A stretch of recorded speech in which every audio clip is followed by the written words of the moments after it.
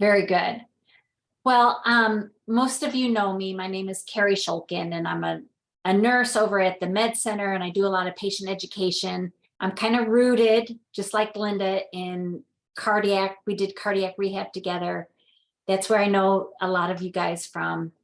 But Linda asked me to do kind of an intro to the wellness program, and kind of the infrastructure, the bones of it, and some of the benefits that everyone's going to reach, which a lot of the benefits really circle around being socially connected. So that's what I want to talk about today.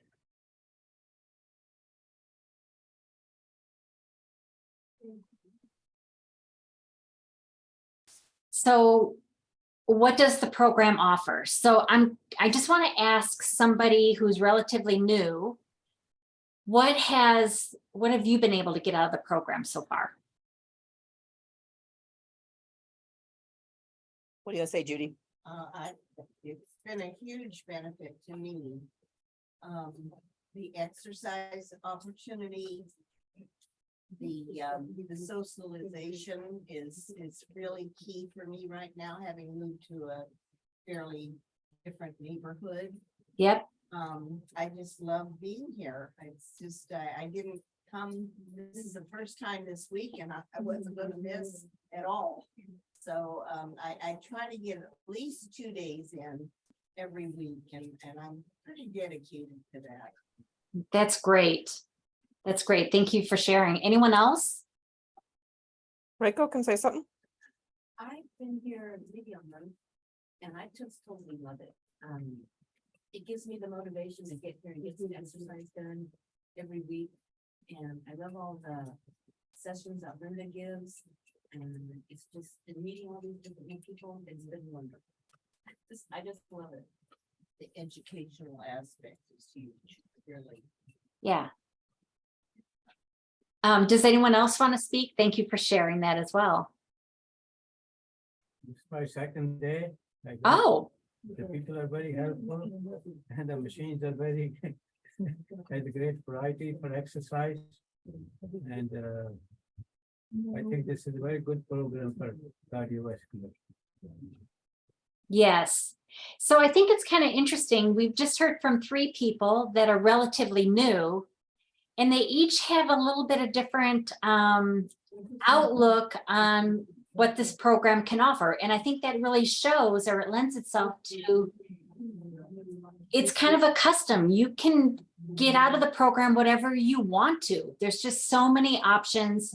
And I think that's kind of the beauty. This isn't one size fits all. This is like come in and make it work for you. That way you'll want to come back. So Karen just logged in, and I want Karen to chip in because Karen represents an interesting segment of our program because she almost never misses. She tends a lot of stuff. I've not physically seen her in 3 years because she only does Zoom stuff. Oh, But she's so that's what's the silver lining of the pandemic, is that we have this element now that people like Karen can still pretty much do everything. She's vital to my Gerald class. it's so cool. So Karen, can you unmute and let us know, what does the program offer to you? It's like a second family or something. I don't know. I force myself to listen to the reminders about connection and community and everything. And I believe that intellectually, but I'm more of an introvert.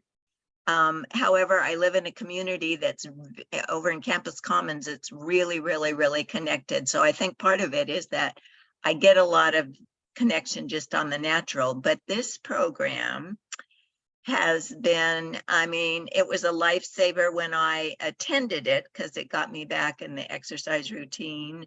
And it gave me valuable information about blood pressure and things like that, as well as all the other educational things. But when the pandemic happened, I was able to continue a fairly normal lifestyle with, I hate to say that the pandemic was a blessing, but it opened up the world for a lot of people that even though the center is close and Linda makes it as easy as possible to do that, I can sandwich in more things by doing the classes and the exercise at home where I wouldn't have time to even drive that short distance. I also have mobility problems. This year, I had a fractured ankle. I was in an ankle boot and couldn't drive for a month.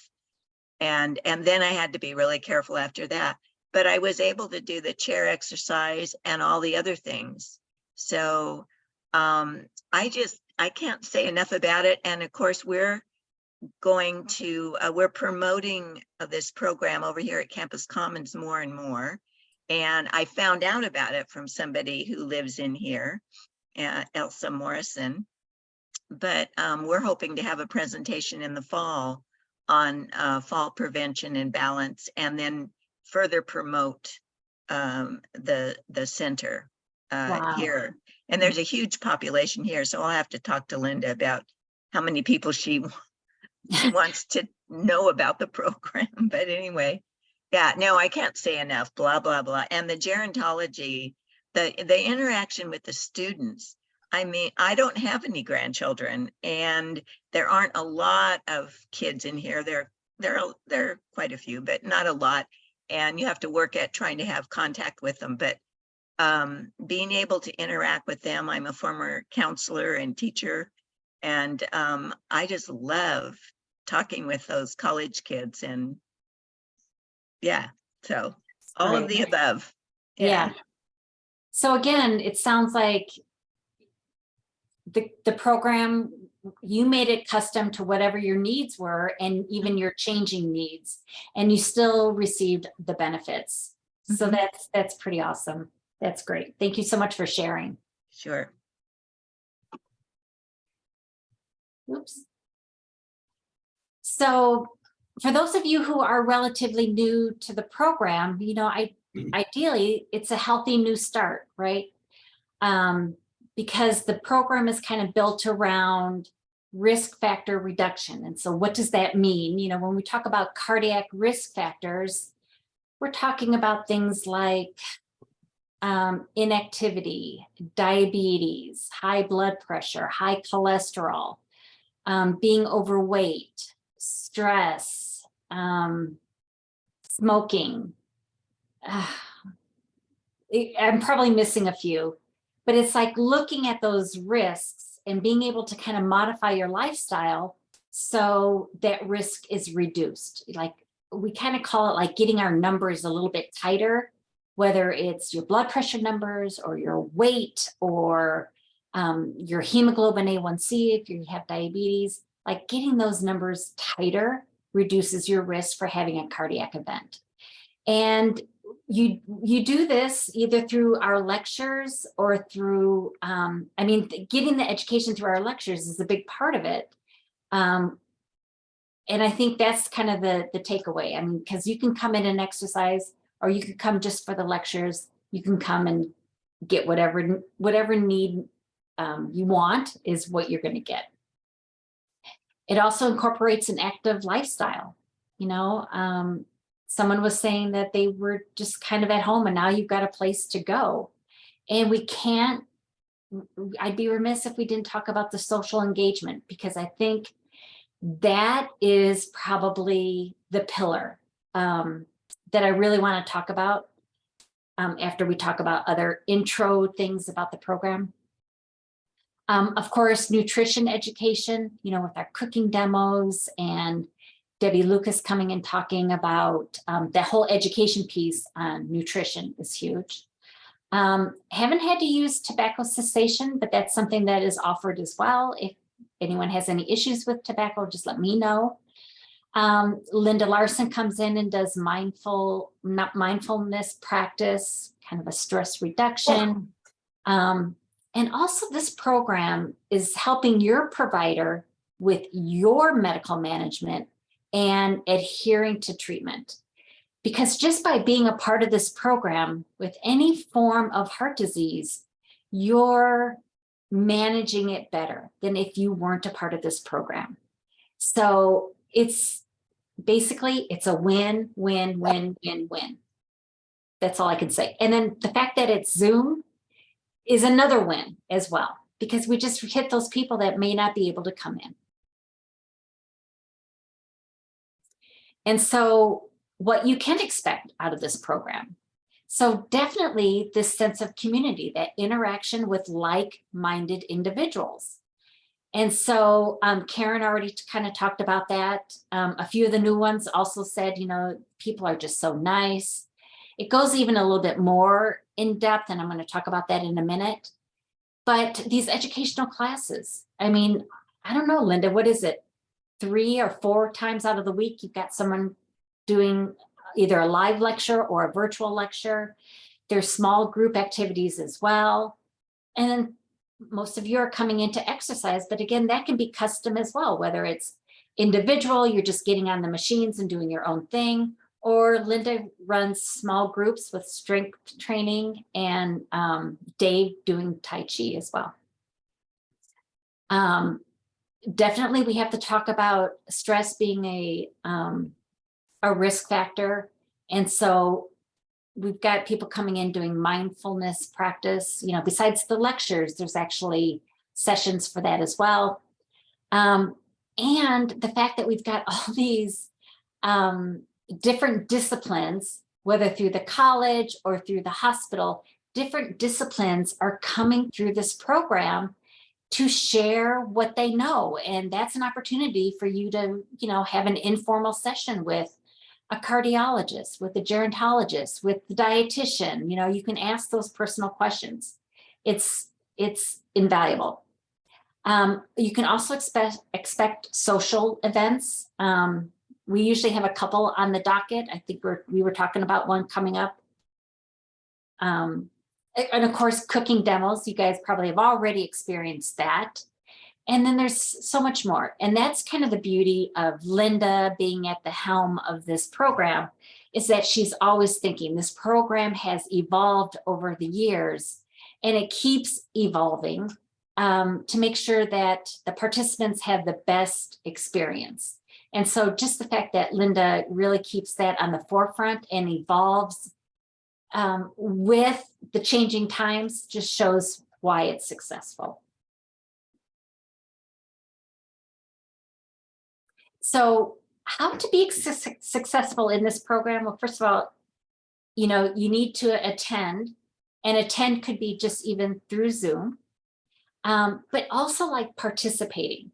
Get yourself involved. Karen said, you know, that she's pretty much an introvert, but this has been her way to stay connected as well. So participating in, maybe this may be the foot in the door, is maybe starting off with a Zoom before you feel comfortable coming in and participating in some of the group sessions that we have. We've got this great team, so you can optimize the use of the team, the professionals that are here, and tap into all the other resources that are available. And for your own specific goal, you know, make sure that it's realistic, and Linda or myself, and I'm sure other people on the staff can help you set realistic goals, whether it's weight reduction or it's blood pressure, you know, lowering your blood pressure, or wanting to set a goal with your cholesterol, or whatever it is, or just being able to do a 1-minute plank. We can help make sure that those goals are realistic and that you'll be able to achieve them. The thing is that you need to advocate for your needs. You know, if you become the wallflower, you're going to get out of the program as much as you put in. So we'll see you being a wallflower and we'll come up to you, but you're the one that needs to really be a part of the program. And if there's something that you do need from us, let us know. We can do almost anything. We've got a lot of resources available to us. So who is on the team? There's a whole team of professionals, whether it's faculty that Linda has roped in, and then a bunch of students, and students from different disciplines as well. We have physicians and we have nurses, exercise physiologists, that's Linda, physical therapists, dietitians, psychologists, social workers, I'm not done. Gerontology, kinesiology, and then our community volunteers that help run the program. I'm thinking of Tim and Mary Lou and Mary Sheik and oh gosh, I'm forgetting his name, Linda. The other nurse, Rob? Rob. And there's probably other volunteers that I'm not even Well, thinking David. about. Dave Oh, Sadie. David, yeah, David. And who else is on the team? You know, every participant that comes in, you guys are part of the team as well, because a new person coming in, it's the way that you guys greet, it's the way you guys, you know, welcome people in. It's the way that this connectedness, this social network really is kind of the draw. So you guys are really a big part of the team. But even more important, you as the person coming into this program, you're probably the most important part of the team. Because you're the captain and you're the one steering the boat. So no one's going to make you do anything, but you're the one making the choices. So you're going to put in, you're going to get out of as much of the program as what you put in. And just, I can't think of any other program that makes this number of different professional disciplines available to participants. There isn't anything like this at UC Davis. So this is a unique, expert, professional-based program that you got to take advantage of. You will only, you know, reap the benefits. You raised your hand. Paul wants to say something. Yeah, go ahead, Paul. Oh, and I want to say it's free. He likes the price, the fees, the fee structure. Oh, and it's free. The fee structure works for him really well. I didn't even say, yes. That's a whole nother element. The fact that you're getting all this stuff free is remarkable. Yeah. Thank you for adding that. Karen, Okay, Karen, yeah. I think that too, the interdisciplinary approach and intergenerational, those trends are really growing out there as they recognize the benefit of, you know, care teams and that whole team approach. Takes a Yeah. village kind of things. Yeah, And you've got it there. Yeah. exactly. So getting connected to our community. Now, these pictures are a little bit older, but they're important pictures of important people that have been in our program. So Dr. Capagoda, who established this program along with Linda, he was our guru. He was the one, this is his brainchild, and this is, you know, Linda is the one who's been carrying the torch. so the guiding spirit is the term I use. Yeah, oh, the guiding spirit, I love that. And then this is not a flattering picture, but Dr. Bukaputnam or Dr. Nandor. I don't know who that person is, but we have such a huge group. This is our community. Some are still with us, some are not. I love the idea that Linda has created that whole puzzle table, which puzzles became so popular in the pandemic. And then it just became popular post-pandemic. Well, it's not really post, but you know, people still flock to that puzzle. You may recognize some of these people from in the gym. So those are just a few of the people in our community. This is a community itself. So before I get started on some of the benefits, think about your life. Because even from a little child, you were a part of some type of community, always, because you had your family of origin. That was your community as a young child. And then when you went to school, then you had school friends, and that became your community. And then as you got older, you got married, and then you had your spouse and maybe your own family and then extended family. And then you have the community, you know, when your kids, when you have kids and then they get a little bit older, their friends, families become another part of the community. So it's very apparent that as we are getting older, up to a certain point, our social circle becomes very big and we have a lot of different communities. But as we get older, and I'm talking like 65, 70, 75, sometimes our communities do get smaller. And that's something that we need to be acutely aware of and kind of plan for that specifically. Because if you don't have a community, it definitely can affect your health. So what are some of the benefits? So it enables participants to manage change. I like that. I think that's kind of a core value here. It provides access to new knowledge. It fosters trust and a sense of common purpose. And it adds value to participants' lives. And I think that encompasses kind of what the program does. I like the fact that Linda doesn't make any changes to this program unless she talks to the participants. This isn't run by one person. This is run by everybody in the room and everybody who's a part of the community. And I think, when you have that type of buy-in, then you have that ownership, and that is, now it becomes yours and it's your community. And so why are social connections important, especially when we're talking about, the seniors? And so studies support that a social community has been associated with better health outcomes, higher levels of activity, which that's become apparent, elevated moods, people just are happier, with fewer psychiatric and depressive disorders. So it's far reaching, but I'm not done yet. And on top of that, having a social network can also provide seniors with a sense of purpose and a support network in the event of loss or health issues. And if anyone wants to add anything, please just speak up.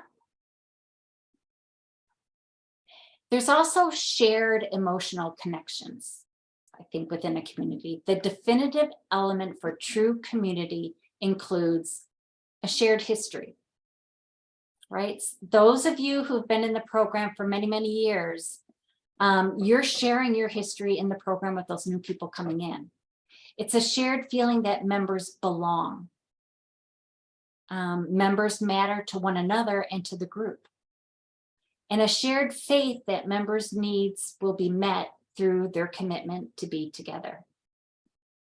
And I think that applies to this community as well. So what happens with social isolation? I think we can all speak to this because of the pandemic and how we all became super isolated. And seniors, older adults, were definitely at risk for, having a higher risk of loneliness and social isolation, especially during the pandemic, and even maybe before the pandemic or now even after. So seniors who experience prolonged social isolation are a significantly higher risk for dementia, heart disease, stroke, and death.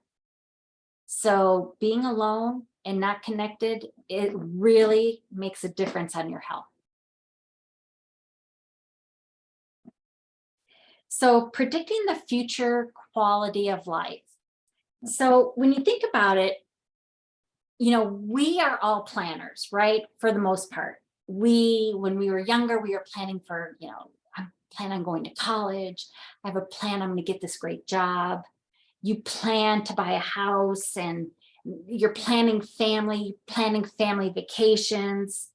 You're even thinking about your retirement, maybe at an earlier age. What assets, do I have? People tend to think of accumulating wealth, and so that they can spend wisely. And the fear of outliving their wealth also is something that's very apparent. But this is what's really important here. There's always that risk of losing the independence due to failing health. Being able to access things that make us happy, and facing a decline in the number of friends. And so I have some thought-provoking questions for you. And so I want everybody to unmute, and I want everybody in the room to kind of answer these questions. So this is the first question I have. Do you know who will change your light bulbs? And what do I mean by that? I'm talking about if you're in your 60s, 70s, 80s, are you getting on a ladder to change your light bulb? So who is? Thinking about that now is going to be really important. If you're staying in your home, who's going to be doing the house maintenance? Not going to be me. You know, is there a plan to sell it then before it becomes an issue? Are you going to move? Where are you going to move? So anyone has any thoughts about, do you know who will change your light bulbs? Have you thought about that? Karen saying yes. Anybody in the room? Jody's perplexed. She has no idea who's gonna change her light bulbs. Okay, well, now's the time to think about it. Now's the time. Jody's gonna be sitting in the dark. Get some candles early then. I have a lot of them. Okay, good job. Okay, I have another question. Okay. Do you know how you will get an ice cream cone?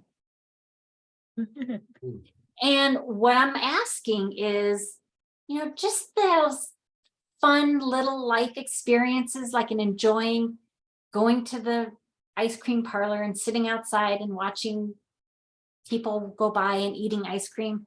That's part of our quality of life. It's a fun experience. But do you know how you will get an ice cream cone then? Pardon? John's not eating ice cream anymore, so he doesn't have to worry about it. You need to think about the ability to easily, those routines, to access those routines to make sure you still have those experiences. So you need to think about transportation, where I want to go, when I want to go, because as an independent person, you've got that independence. We have the finances for an ice cream cone or fill in the blank. You know, think about seamless alternatives, because there are communities that provide transportation, that provide activities and social events with like-minded people too. I'm thinking of, what's the one in Roseville or Lincoln, like Somerset or something like that? Sun City. Sun City, that's it. Yeah. So there's, you know, these communities are popping up and they're wildly popular. These communities that are for people to be totally connected. Sounds like, Karen, you may be in one of those types of communities where everything is kind of met for you. You've got someone that will change your light bulb, don't you? Yes. Yeah, and you know, many neighbors and, you know, the tall ones. And but we do have a full-time maintenance person. He's not supposed to do things like that, but he will. And in terms of the entertainment, but I mean, we do it as volunteers, so it's not provided by the management company necessarily, but we have weekly, we have a very active, what we call outreach committee. We have 2-hour coffees that are attended by 30 and 40 people every Saturday morning. Sunday night, we have jazz at the pool, and we've got 80 tickets sold out for the performance. And it's a member in here is a professional musician, and then the 4th of July parade, and Wow. So every month. Yeah. You're really connected. You're really connected. Right. But it's done by, I have to say, it's not provided by somebody. It's because we've really encouraged volunteerism in here. Yeah. Yeah. Yeah. I love that. That's a great community. Here's my last question. Jody wants to say something. Well, I have a question. Oh, What does it cost to stay in a community like that? I mean, for a lot, myself included, a lot of seniors don't have the financial ability to go to someplace like that. It's wonderful, but it's not in my life. yeah. I don't know what the cost is. Well, I live in Campus Commons, so it's, we own our places. So buying in here is not cheap, although there are some rentals, but the dues, the monthly dues that pay for the pools and all of those things are, I pay $560 a month. And, but some of the other villages, they vary, you know, in terms of what they cover. They take care of this, you know, the outer, the roofing and all the paving and fencing and everything. And it ranges from maybe 300 to 500 something a month in dues, but that's you know, this is not a retirement. It's not age restricted. It's not a retirement facility per se, where you get meals or anything like that. No, Mhm. it's just a neighborhood that has a homeowners association. Yeah, into it. Yeah, it's just That's a super neighborhood. active. Yeah. And it's right across, you just walk across the bridge to the college.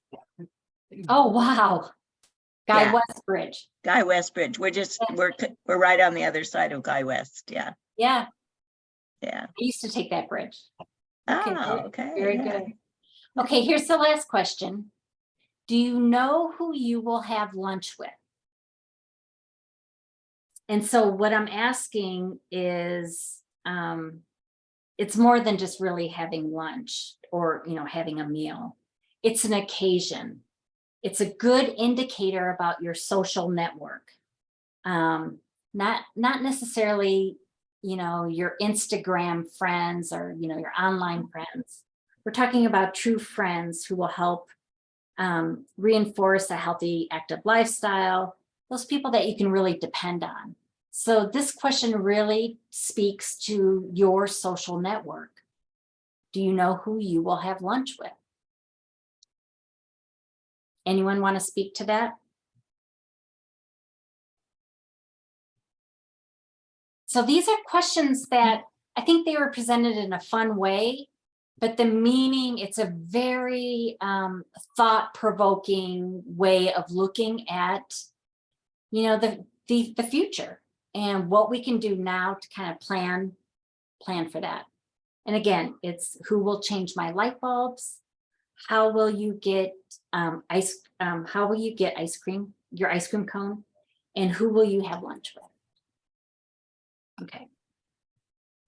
You know, and I just have to speak up again because when I think about it, so the neighbor, when I couldn't drive for a month or something like that, and I did not ask for any help because I had a full pantry and refrigerator and I was fine with Zoom. I didn't need to, but I mean, they brought every time any one of them went to the store, they called to check and see if they couldn't bring something.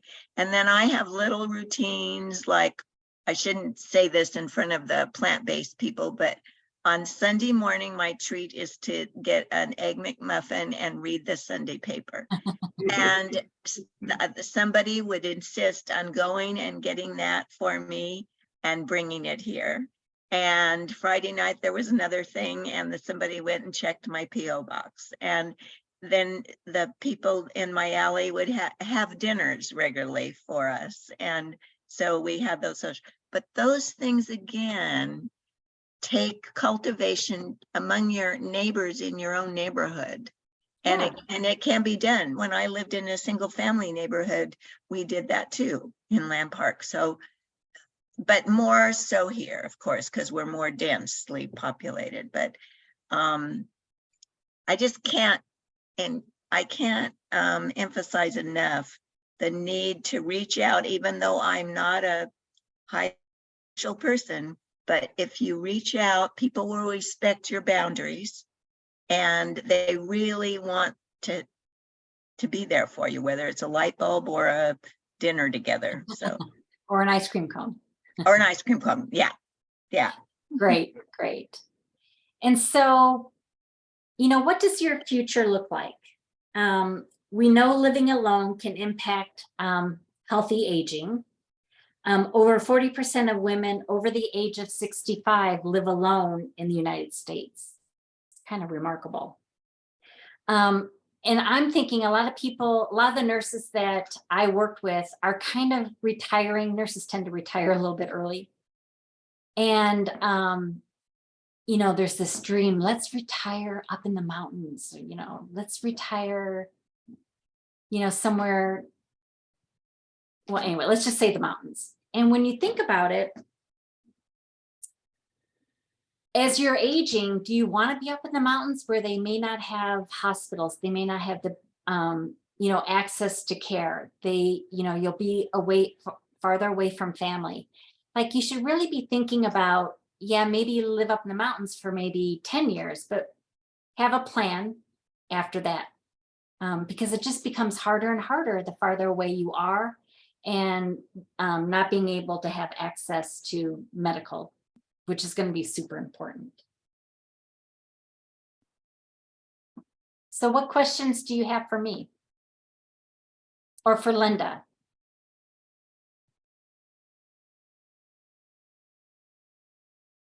So quiet.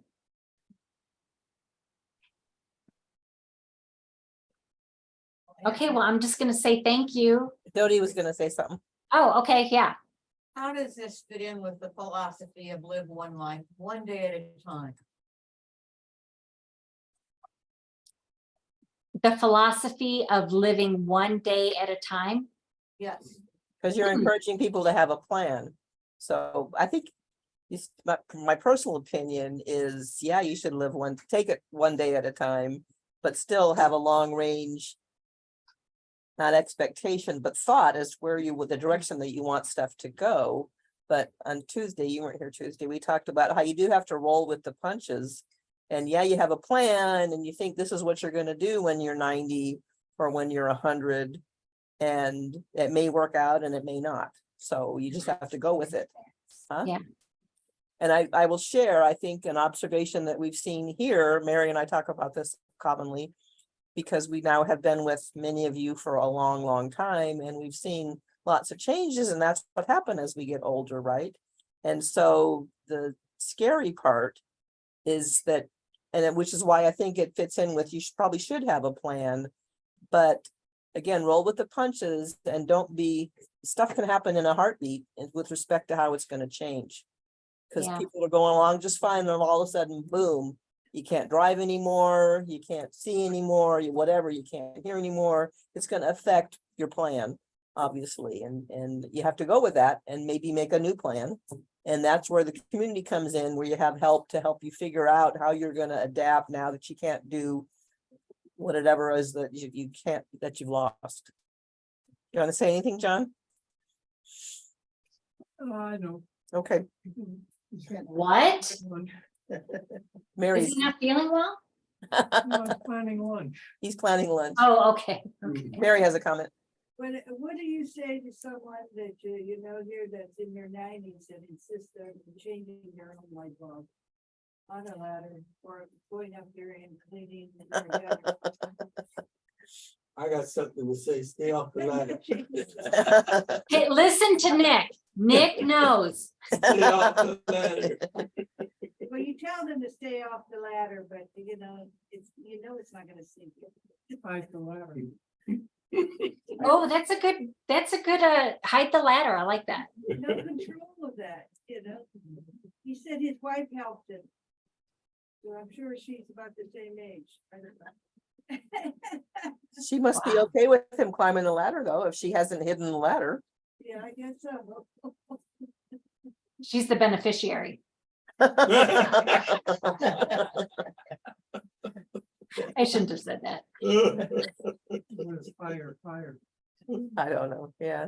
So it's interesting. It's a super saga, and Mary and I talk a lot about what we've learned it's every year is different, and we're all getting old together, and we're watching each other go through many changes, huh? Be observing. Yeah, well, so I think we're learning from each other all the time, every day. Yeah, for sure.